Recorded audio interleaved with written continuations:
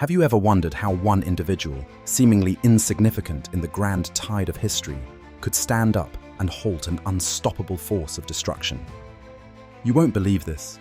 Today, we're diving into the story of a man who refused to let hate dictate history.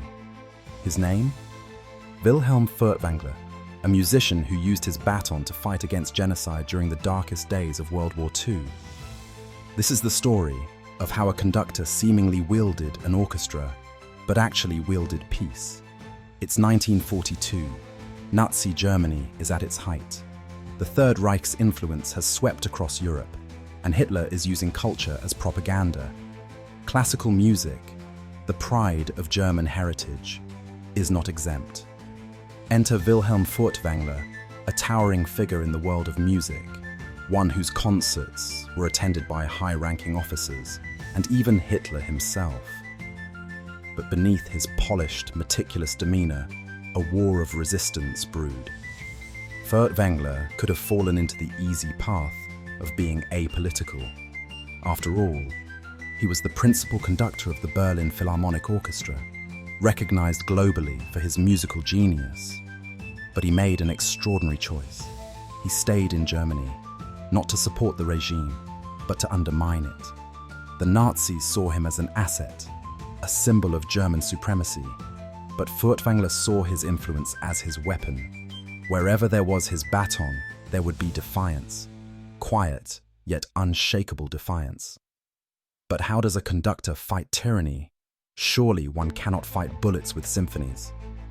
Here's where Furtwängler's cunning takes center stage. Through subtle acts of resistance within his music, his choice of compositions was deliberate. He selected works by Jewish composers and even showcased banned music pieces, albeit under coded contexts. And then there were the musicians he protected. Many Jewish artists were facing persecution and expulsion. Furtwängler leveraged his authority to shield them. Names like Yehudi Menuhin and Karl Goldmark owe their survival to his direct intervention.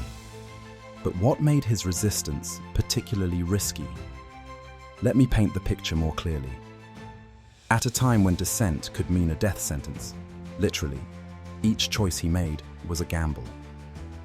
In 1943, Furtwängler orchestrated a concert of Mendelssohn's works, a Jewish composer whose music was banned under Nazi law. With SS officials present and eyes everywhere, Furtwängler didn't bend.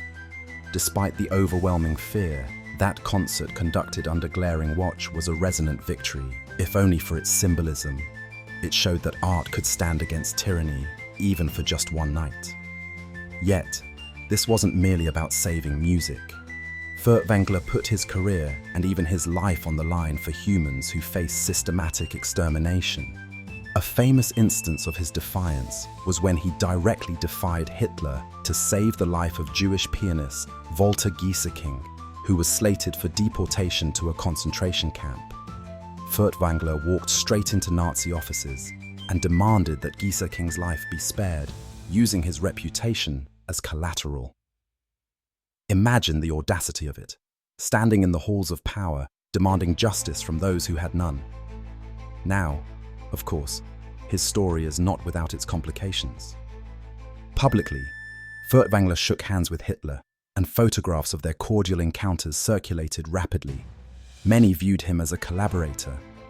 Even after the war, Furtwängler faced trials and suspicions of complicity, his tormented stance embedded in the complexities of his circumstances. It begs the question, how far can one resist in silence before that silence itself becomes complicity? But surviving witnesses and testimonies bear one truth. Despite his cautious public facade, Furtwängler consistently worked in private to thwart the Nazi agenda. It gets even better. Post-war, when Furtwängler was put on trial for his questionable involvement with the Nazi regime, an unexpected figure came to his defense. Albert Einstein. Yes, the Albert Einstein. Einstein testified that Furtwängler had been perhaps the greatest underground supporter of Jews in Germany during the Holocaust. Einstein's advocacy essentially flipped the narrative around Furtwängler. History started to catch up to what had truly unfolded behind the Conductor's music stand. Imagine this. All through this harrowing period, his concerts weren't just performances. They were acts of courage, each note echoing defiance. Different people interpret his story in different ways. Some argue he should have fled Germany earlier or taken a more overt stance. But others believe that by staying, he became one of the guerrilla forces of resistance, operating quietly in the most unlikely of spaces, the concert hall. If you love stories with shades of moral grey and unsung courage, Furtwängler's is one for the ages. It isn't about being a perfect hero. It's about how, even in the face of tyranny, someone can use the tools they have, whether it's a pen, a camera, or in this case, a conductor's baton, to make even the smallest crack in the oppressive walls of history.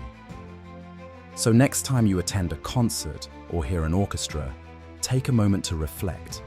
Music is universal, yes, but it can also be weaponized for peace.